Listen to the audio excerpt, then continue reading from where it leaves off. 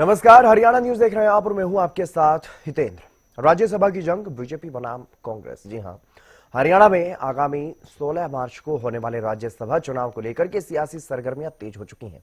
सत्तारूढ़ बीजेपी और विपक्षी दल कांग्रेस आमने सामने हैं और दोनों दल अपने अपने उम्मीदवारों को लेकर के मंथन भी कर रहे हैं। बड़े बड़े नेताओं से मुलाकातों का दौर चल रहा है। दोनों ही दलों में संख्या बल और क्रॉस वोटिंग की संभावनाओं के बीच ये चुनाव महज औपचारिक प्रक्रिया नहीं बल्कि प्रतिष्ठा की लड़ाई बनता हुआ दिखाई दे रहा है।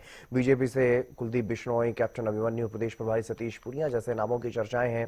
किरण चौधरी की भी चर्चा है, दोबारा से वो टिकट की दावेदार मानी जा रही हैं। और इसके साथ ही कांग्रेस से बीके हरिप्रसाद, रावदान सिंह, राज बब्बर के नाम भी रेस में आगे चल रहे हैं। ये सभी नेता विपक्ष भूपेंद्र सिंह हुड्डा के करीबी माने जाते हैं, लेकिन कहीं ना कहीं कांग्रेस के लिए यह मुकाबला कठोर हो सकता है, क्योंकि कांग्रेस अभी तक एक साफ छवि स्थापित नहीं कर पाई है। कांग्रेस खेमे में जिन नामों की चर्चा है उनमें वरिष्ठ नेता रावदान सिंह का नाम भी शामिल है।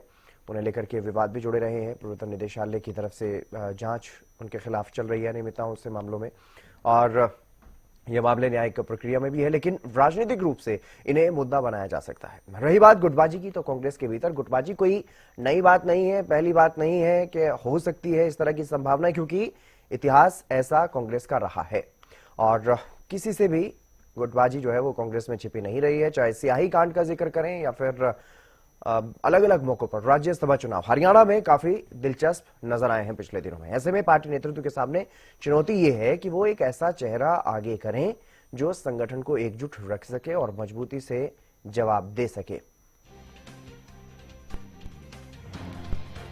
तो चुनावी कार्यक्रम की बात करते हैं। नाम वापस लेने की अंतिम तारीख 9 मार्च है और नामांकन दाखिल करने के लिए 6 तारीख तक का समय है। 5 मार्च को नामांकन दाखिल करने की आखिरी तारीख है और मतगणना 16 मार्च को ही होगी। 16 मार्च को ही वोटिंग होनी है। 10 राज्यों की 37 सीटों के लिए चुनाव होना है। हरियाणा में भी 2 सीटें खाली हुई हैं और उन पर चुनाव होना है, जिसमें से किरण चौधरी रेस में आगे मानी जा रही हैं। अभी इनकी सीट खाली होने वाली है, लेकिन दोबारा से इनको मौका दिया जा सकता है, इस पर भी फिलहाल संशय बना हुआ है।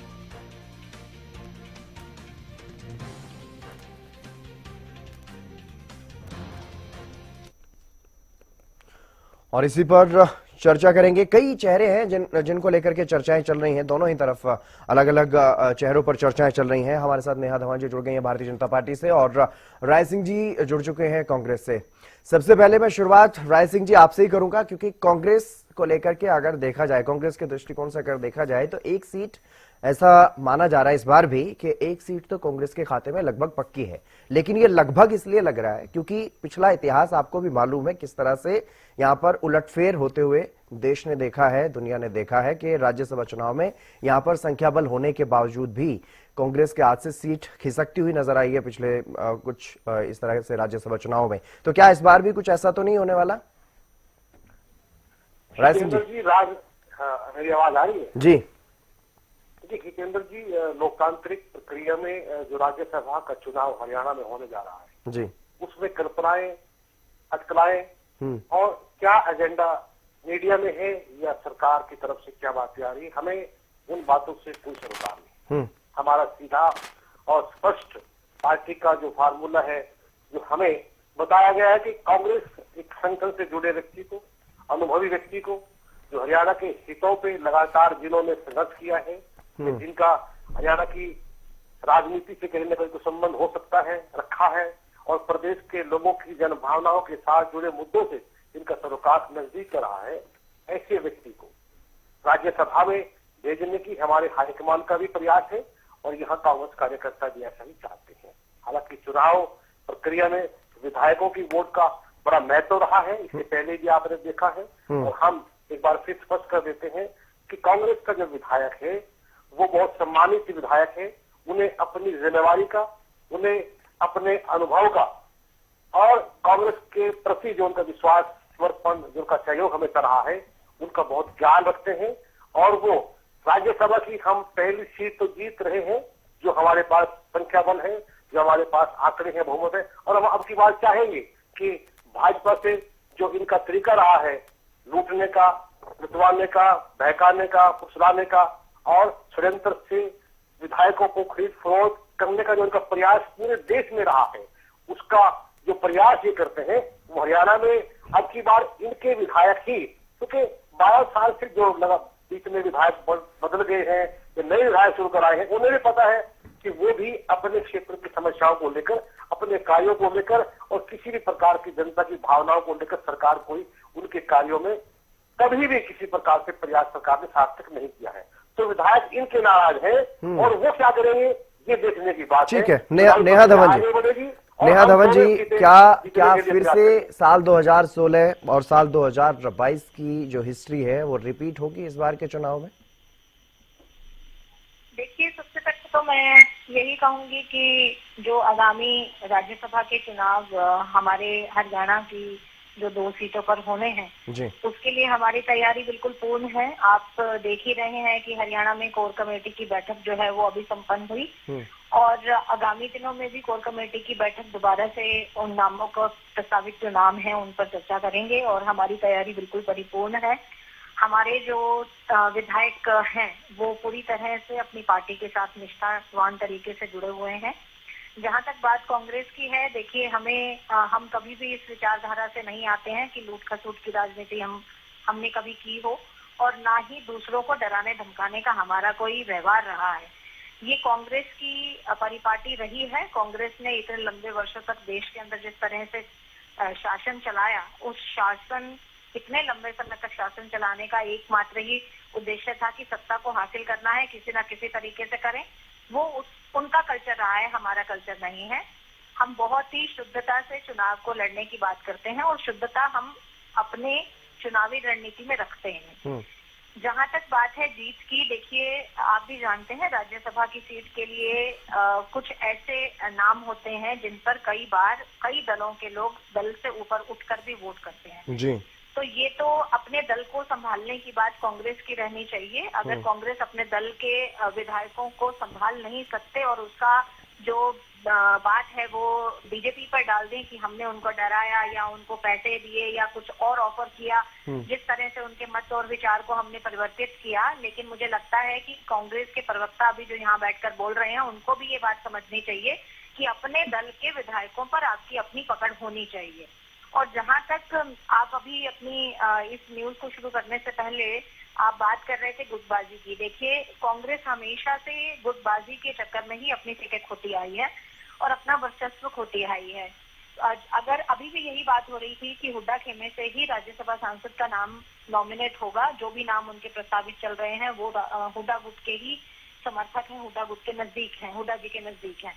तो ये जो गुटबाजी का जो दिखता है हमेशा कांग्रेस के अंदर, यही उनकी हार का कारण बनता है, ना कि बीजेपी की रणनीति रहती है। बीजेपी अपने निष्पक्ष तरीके से एक संभावित नाम जो बहुत प्रमुख नाम है और जिनका असल में जो है दावा होना चाहिए राज्यसभा सांसद सीट के ऊपर, उन प्रस्तावित नामों पर चर्चा कर रही है।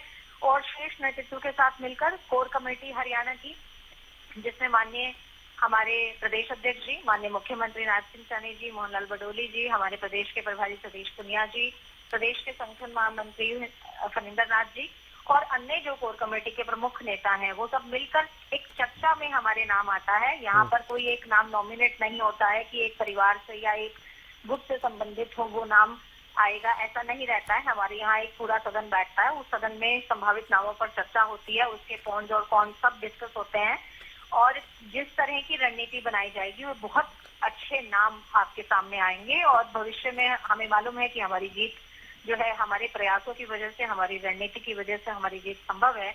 और जहां तक कांग्रेस की बात है, मुझे नहीं लगता कि कांग्रेस के विधायकों को भी कांग्रेस के जो ये ठीक है, मैं आऊंगा उसके ऊपर भी, मैं उस विषय पर भी आऊंगा, क्योंकि अभी जो अगर बात की जाए संख्या बल की, तो दोनों ही दलों के पास, भारतीय जनता पार्टी और कांग्रेस के पास एक एक दल के एक एक उम्मीदवार के लिहाज से तो पूरी तरह से उनके पास नंबर्स हैं। लेकिन दूसरा अगर उम्मीदवार कोई सा दल उतारता है तो उसको कहीं ना कहीं जरूरत पड़ेगी कांग्रेस के विधायकों की या फिर बीजेपी के विधायकों की। तो ऐसे में क्या स्थिति बनेगी, उसको लेकर के मैं राय सिंह जी आपसे जानना चाहता हूं, क्योंकि 2016 में जो स्थिति बनी थी, इनेलो और कांग्रेस एक साथ थे, लेकिन उसके बावजूद भी आपके जो संयुक्त उम्मीदवार थे वो नहीं जीत पाए। 2022 में भी आपके संयुक्त उम्मीदवार नहीं जीत पाए। आपके अकेले की ये नंबर्स थे उस टाइम, तो 2022 में, तो ये भी नहीं कह सकते आपके किसी और का कोई कारण रहा होगा, तो वो भी आपके नहीं जीत पाए। लेकिन इस बार आप ये दावा कर रहे हैं कि इस बार जो कांग्रेस के विधायक हैं वो पूरी तरह से एकजुट रहेंगे। कैसे ये मान लिया जाए, क्योंकि स्याही कांड में 14 वोट, 1-2 वोट नहीं बल्कि 14 वोट जो है आपके अवैध करार दिए गए। देखिए जितेंद्र जी, जो इतिहास बीत चुका है उसके पीछे कई कारण रहे हैं जी, कई परिस्थितियां रही हैं, और बहुत बड़ा जो हल्का है और प्रयास है वो भाजपा सरकार का भी रहा है। तो एक इतिहास के रूप में हम सबक भी ले सकते हैं, और उसको देखते हुए हम अपनी रणनीति को और अपनी राजनीति को, जो हरियाणा की जनता के प्रति हमारे हैं, नहीं अगर सबक लिया होता, अगर राय सिंह जी सबक लिया होता तो सिर्फ मुझे मौका दीजिए पूरा, ऐसे बीच में नहीं, नहीं मैं वही आप सबक की बात कर रहे हैं ना, मैं इसलिए कह रहा हूँ कि 2022 में सबक ले लिया होता, 2 वोट क्यों खिसक गए आपके? मैंने कहा कि पिछले जो राजनीतिक इतिहास रहा है, जो 22 भी है, जो 23 भी है, वो 24 का जनवरी भी है, और 26 की जनवरी भी शामिल है उसमें जी। इतिहास आज से पहला होता है जो चला गया पूर्व में। आने वाला जो वर्तमान है, जो भविष्य है, उसकी राजनीति की हम बात करेंगे। हम बिल्कुल स्पष्ट करते हैं कि कांग्रेस का विधायक ये नायक है, उसको पता है कि वर्तमान दौर में जो चुनौती भाजपा ने पूरे देश में लूट के आधार पर सरकारों को तोड़कर, इनका इतिहास रहा है, 12 राज्यों में किस प्रकार सरकारें तोड़ी ये जानते हैं। आपके हिमाचल की सरकार तोड़ने का प्रयास किया, पंजाब के अंदर मुख्यमंत्री अपने अपराध, अपनी कमियां, अपने जो गिरबान में झांकते नहीं, वहां पर सरकार तोड़ने का प्रयास कर रहे हैं। तो इनके इतिहास को भी कांग्रेस जानती है, नेता जानते हैं इनका इतिहास क्या रहा है, और उसी आधार पर हम स्पष्ट करते हैं कि कांग्रेस का विधायक, सम्मानित विधायक जो है, विश्वसनीय विधायक जो है, उन्हें पता है कि वर्तमान दौर में इस भाजपा की सरकार को कैसे और पटल पर, संसद में, विधानसभा में और बाहर किस प्रकार से हराना है, एक बात। दूसरी बात, हम विश्वास के साथ कहते हैं कि जनता से जुड़ा हुआ व्यक्तित्व कांग्रेस का, और केंद्र में हमारे जो शीर्ष हाईकमान है, आदरणीय श्री खड़गे जी का आशीर्वाद, राहुल जी का मार्गदर्शन, और हरियाणा की जनता के प्रति विश्वास, जो राजनेता के रूप में कांग्रेस का विचारधारा के आधार पर जो हमारा उम्मीदवार होगा वो भारी मतों से जीतेगा। और दूसरे, अगर किसी प्रकार की परिस्थिति बढ़ती है तो कांग्रेस दूसरे उम्मीदवार को भी जिताने के लिए हम कांग्रेस की रणनीति में दोनों की दोनों सीटें अब की बार राज्यसभा की हरियाणा से लेने जा रहे हैं, ये हम आपको स्पष्ट करते हैं। रही बात कि किस प्रकार नेताओं को बताना है, बदलना है, ताला बदलवाने के लिए प्रयास करते हैं, इनके पास ईडी है, इनके पास दर्जनों संवैधानिक संस्थाएं हैं, जिसके आधार पर लोगों को, विशेषकर बड़े नेताओं को ये अपने कब्जे में दबाव से रखना चाहते हैं। लेकिन कांग्रेस के जो निष्ठावान समर्पित कार्यकर्ता है, नेता है, वो इन प्रकार के षड्यंत्रों से न कभी डरे हैं, न डरेंगे, और हम जनता की आवाज को जानते हुए हरियाणा प्रदेश से राज्यसभा की दोनों सीटें जीतने जा रहे हैं। ठीक है, दोनों सीटें जीतने का दावा कर रही है कांग्रेस। नेहा धवन जी, 37 सदस्य हैं सिर्फ विधानसभा में, 62 सदस्य चाहिए दोनों सीटें अपने नाम करने के लिए, लेकिन दोनों सीटें फिलहाल भारतीय जनता पार्टी के पास है। भारतीय जनता पार्टी की क्या कुछ रणनीति रहेगी? एक जो उम्मीदवार है वो तो साफ तौर पर क्लियर होते हुए नजर आ रहा है, लेकिन दूसरे उम्मीदवार के लिए माथापच्ची करनी पड़ेगी। ऐसा एक आजाद उम्मीदवार उतारना पड़ेगा, ऐसे आजाद उम्मीदवार का समर्थन करना पड़ेगा जो इस तरह की सेंधमारी भी कर सके, दूसरे दलों से, विशेष रूप से कांग्रेस से 7 से 8 जो वोट जो है वो ले सके। ऐसे उम्मीदवार पर माथापच्ची आपको करनी पड़ेगी। नेहा धवन जी, देखिए बिल्कुल आपकी बात भी मैंने सुनी और कांग्रेस के प्रवक्ता की बात भी सुनी, और मैं जो क्रैक कर पाई हूँ इनकी बातचीत को, इन्होंने हार अपनी पहले ही स्वीकार कर ली है, क्योंकि अभी चुनाव हुआ नहीं है, अभी तो जो है नॉमिनेशन नहीं हुआ है, नाम फाइनल नहीं हुआ है, उससे पहले ही इन्होंने जो बचाव की लाइनें हैं, किस तरह से अपनी हार का ठीकरा बीजेपी के ऊपर फोड़ेंगे, वो चुनिंदा लाइनें जो हैं, हमेशा की तरह कभी ईवीएम, कभी वोट चोरी, और कभी जो है जो एजेंसीज इनके पास में है उनके बलबूते पर ये राज्यसभा सीट जीतने वाले हैं। ये ऐलान तो कांग्रेस के प्रवक्ता ने अपनी बात में ही कर दिया। किस बात की 2 सीटें जीतने का दावा कर रहे हैं? आप छोड़िए इनकी बात को, क्रैक करिए, इन्होंने खुद ही स्वीकार कर लिया अपनी हार को। इनको मालूम है कि ये दोनों सीटें हारने वाले हैं, क्योंकि इनको मालूम है कि एक गुट का अगर नाम आता है तो दूसरा गुट उसको समर्थन नहीं देगा। ये बात ये स्वयं जानते हैं, इसीलिए इन्होंने अपनी लाइनें पहले ही बोलनी शुरू कर दी है, प्रैक्टिस करनी शुरू कर दी है, ताकि जो है अपने वर्चस्व बचाए रखने के लिए कांग्रेस हमेशा की तरह जो खेल खेलती है वो खेल खेल रही है। तो नैरेटिव तो इनको पहले ही दे दिया गया है कि आप हारने वाले हो, और उससे उसको बचाव की लाइनें ये होंगी। देखिए जहां तक नामों की संभावित जो अभी सूची तैयार हुई है, उन सूची में आने वाले समय को देखते हुए जनप्रतिनिधियों के जो हमारे समीकरण रहते हैं, मैं कहूंगी कि जो भी रणनीति रहेगी ताकि मैक्सिमम जनता के प्रतिनिधि जो हैं वो आ पाए, किस तरह से किस जो है समाज से हम प्रतिनिधि को चुनेंगे, तो ये शीर्ष नेतृत्व का जो फैसला है वो बहुत ही प्रमुखता से मैं इस बात को पूरे कॉन्फिडेंस के साथ कहूंगी कि भारतीय जनता पार्टी का शीर्ष नेतृत्व जो है पूरा वृत्त लेकर 360 डिग्री पर सोचकर विचार हम लाते हैं और उस विचार का मंथन जो है वो 360 डिग्री पर किया जाता है।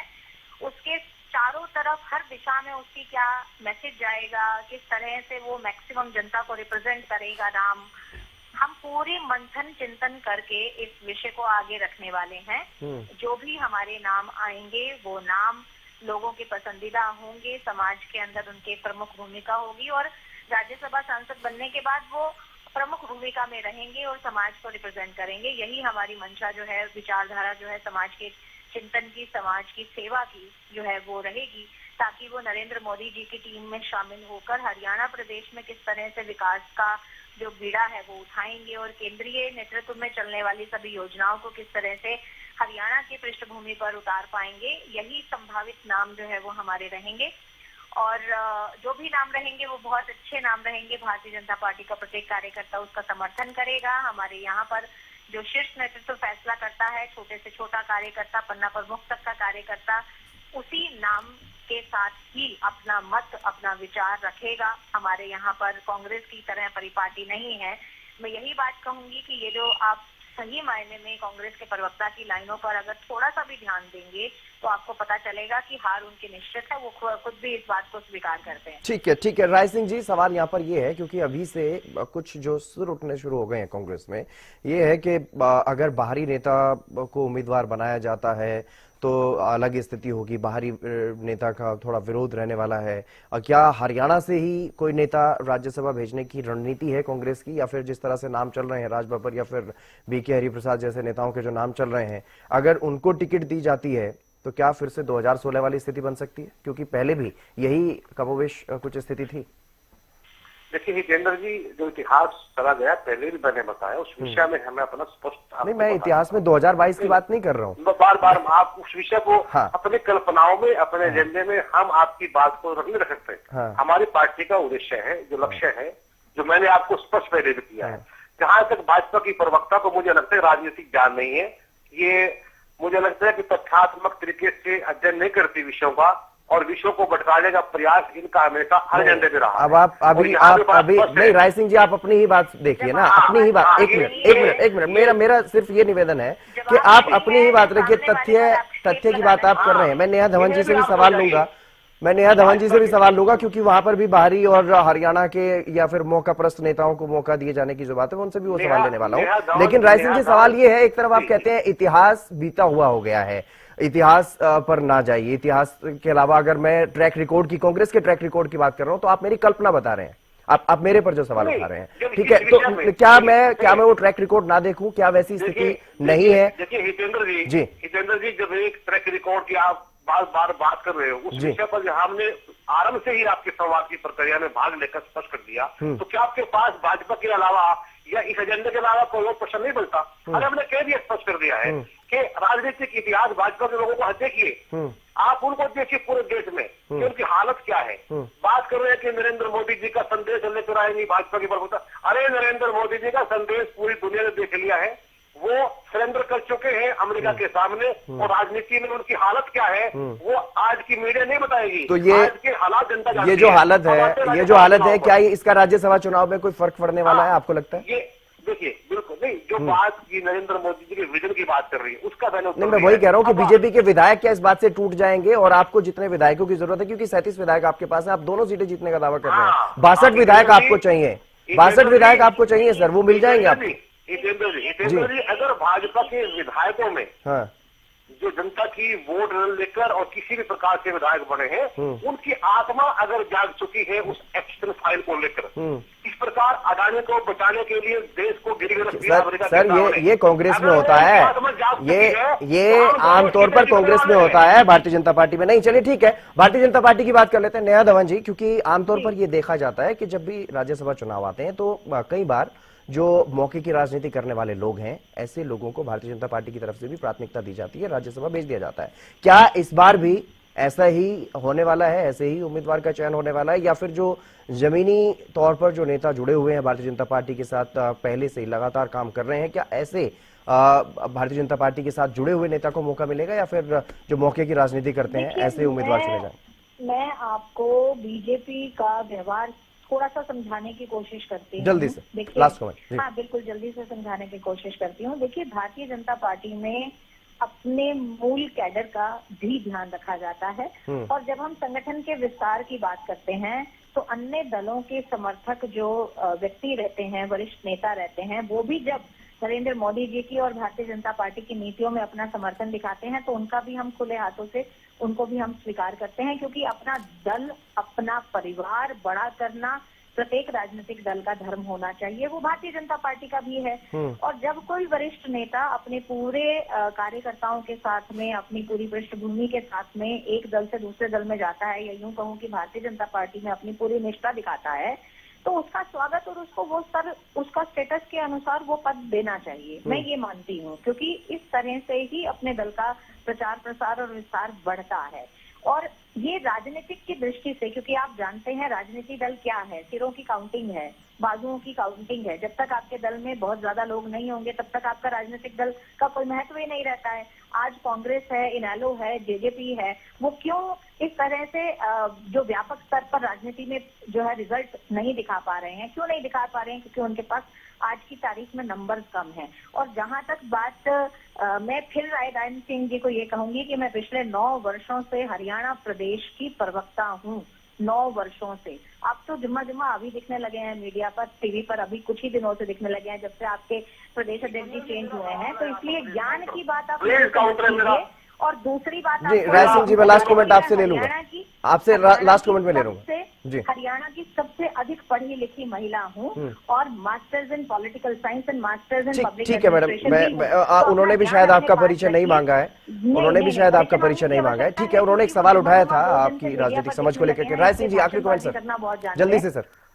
देखिए हितेंद्र जी, मैं 1990 से कांग्रेस का सदस्य हूं। ठीक है सर, मैंने आपका भी परिचय नहीं मांगा। चलिए बहुत शुक्रिया आप दोनों मेहमानों का, नेहा धवन जी और राय सिंह जी, हमारे साथ जुड़ने के लिए। लेकिन राज्यसभा चुनाव को लेकर के सियासी सरगर्मियां फिलहाल तेज हो चुकी हैं, और देखना होगा क्या फिर से वो साल 2016 का स्याहीकांड होगा, या साल 2022 की हिस्ट्री रिपीट होगी, या फिर कांग्रेस और बीजेपी के हिस्से एक राज्यसभा सदस्य यहां पर जीतते हुए नजर आएंगे। ये वक्त ही बताएगा। फिलहाल इस चर्चा में बस इतना ही। नमस्कार।